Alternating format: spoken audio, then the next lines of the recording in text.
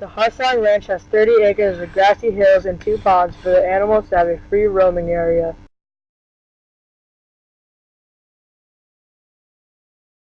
This goat's name is Nigel. He suffers from a disease that causes him to bloat. This makes it hard for him to walk. Chrissy is an Angora goat that lost her left hind leg before coming to Hartsong Ranch. After Jim and Kathy nurtured her back to health, missing a leg has it slowed her down. Number 37 lost her calf when she was brought to the ranch and left. Years later, she was brought back to the ranch with her new calf. The two of them now live happily on the ranch. How did you start the sanctuary?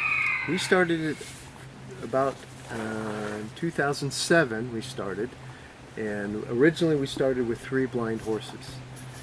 You met Bess. She walked in. Bess was one of the original blind ones, and we never owned a horse before. When we moved up here, we moved to this property. This is all riding country, right? So we thought, well, let's get a couple rescue horses and learn how to ride. I've never ridden before, but boy, this is the place to do it.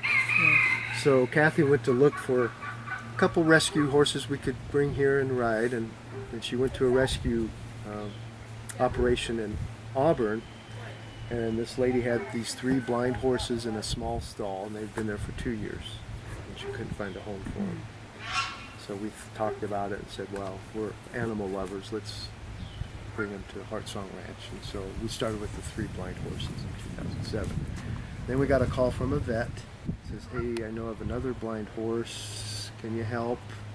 So we took another one, and then another horse was abandoned. They just basically moved away and left the horse there, and it was a starvation case. And so we took that horse, and then it started to build from there. And when we took the 5th horse, we decided, well, we need to be an official sanctuary, a non-profit organization, and so we became what they call a 501c3. So, do you only take in farm animals?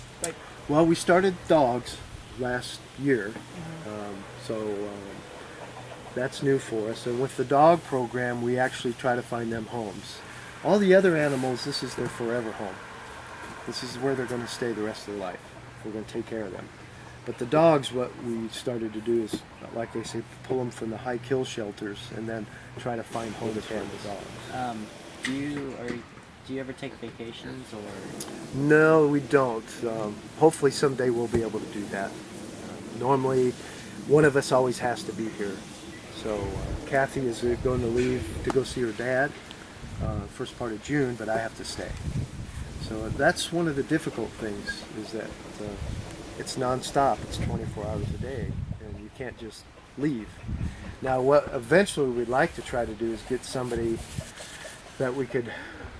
Like a co-owner? Yeah, or live on the property, maybe that would be kind of the manager. So that would be pretty much do what we do, and then we could be able to leave. What motivates you to do this every day? Really, it's very rewarding to see the animals be treated properly, to love on them, to see them just react in their environment. They're all very happy animals here, and it's very rewarding to see that. Yeah. So, what message do you want to send to the audience watching this? Well, that every life matters.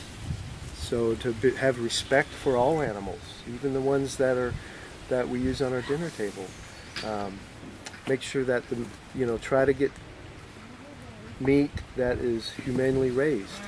There's a lot of places that don't humanely treat their animals.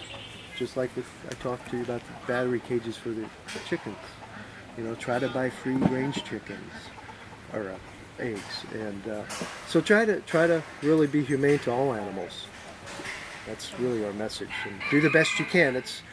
It's not easy to do because of your choices aren't that easy to make, but always be conscious. If you can make a better choice make an animal have a better life in its environment, that's what we try to do.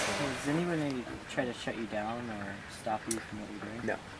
No, everybody's been real supportive. We have a good reputation that we treat our animals with the utmost respect and care, and so no, we've never had any negative press. Cash is a 43-year-old blind horse.